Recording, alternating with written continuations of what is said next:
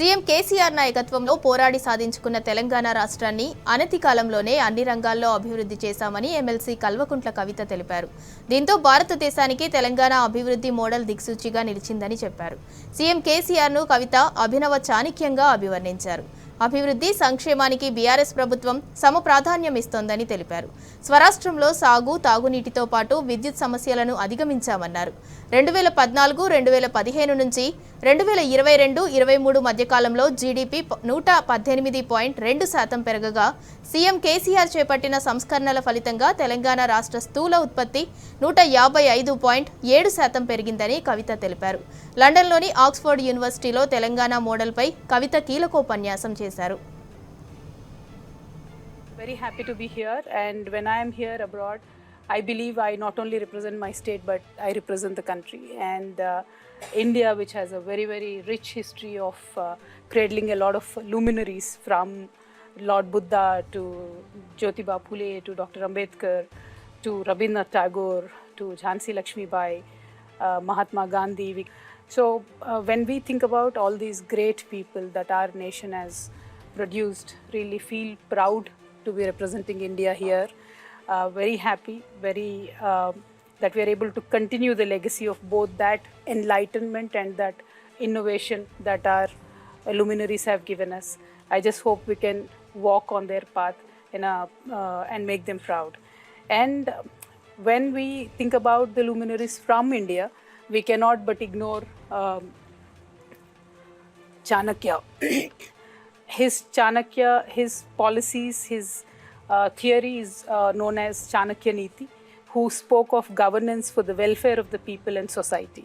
Sometimes it's used in a negative connotation, but when taken in a right sense, it speaks about the welfare of the people and society.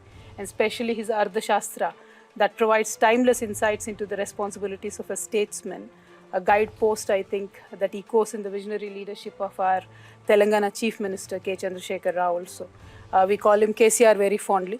So here on, I'll refer to him as KCR. Although the state was formed in 2014 in June 2nd, it was a 5-decade-long fight. In 2001, Honorable KCR had given a proposal to the people of Telangana that why don't we fight in a very peaceful but a political battle to make sure the statehood is achieved. People have blessed him, people have stood with him, and we fought under his leadership from 2001. So KCR had to come out, then go on to the fast until death. In 2009, then the announcement of Telangana had happened. The separate statehood movement was full of flip-flops. From 2009 until 14 also, we were constantly seeing this turmoil happening. But finally, in 2014, June 2nd, the state was formed. So this is exactly 9.5 years back. And when we look back in 9.5 years, how was Telangana? In 2014, the story was out of 10 districts of the state, 9 were declared backward by the central government. 2 districts, Khammam and Mahbubnagar, were categorized as the most hungry in the country. And the agriculture and allied sector, which supported around 46% of the population of the state, it was under severe distress, and the farmer suicides were number 2 in the country. It was very unfortunate, but that was the state of affairs. And we were a severely power distressed state. The shortage of power was around 2,700 megawatts, which ultimately led to a power cut of about 4 to 8 hours across the state. And that resulted in industries being shut at least for 2 days in a week, so they could operate in shifts. And neither we had adequate surface water for irrigation, nor did we have enough water for the drinking water. Also, of course, when your whole 9 districts are backward, revenue of the state was in shambles. So that was the situation in 2014, and that was the situation in which we inherited the state. But then what did we do? How did we change that situation from being a power deficit state, from being a state which had no drinking water, from being a state which had no irrigation water, now to a power surplus state, now to a state where we are number 2 in paddy production? How did that transformation happen? And that is the story I am here to share with all of you.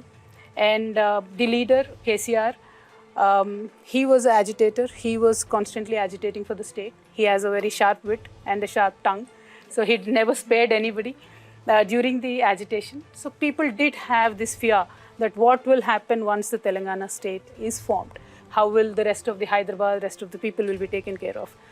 But what I have seen for any society to transform, the prerequisite is that the leader of that state should understand how to convert his negativities into positivities. And I've seen that change happening in my own leader.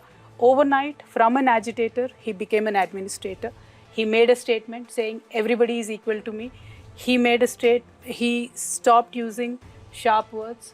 He worked in silence. He worked with strategy, which he was always known for, and he worked with commitment and dedication.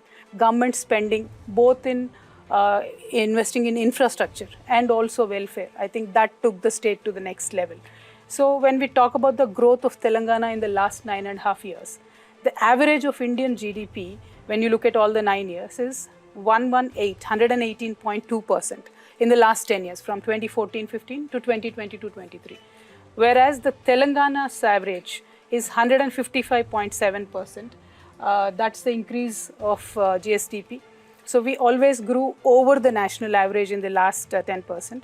So our contribution of Telangana state to the central's GDP grew from 4.1% in 2014 to 4.9% now in 22-23. But then the population was constant. It's 2.9 since 2014 till date. So that being constant, this contribution to GDP is the actual wealth or the contribution of my state to the country. Well, other than that, of course, economists take seriously the per capita income of any nation or state. So in 2014-15, we were at 1,12,162. Now, this year, we are at 3,17,115. So we have literally doubled the per capita income of our people. And this is in less than 10 years. But then see, per capita income also at times can be deceiving, because growth could be stagnated in few people's hands and not everybody probably gets a benefit of the growth. So there is a concept called as Gini coefficient. The lower it is, the better it is for the people. The lower it is, that means everybody gets enough share of the income. I'm very proud to tell you that my state, Telangana, ranks #1 amongst all states in terms of equitable income distribution. And our Gini coefficient is 0.10, which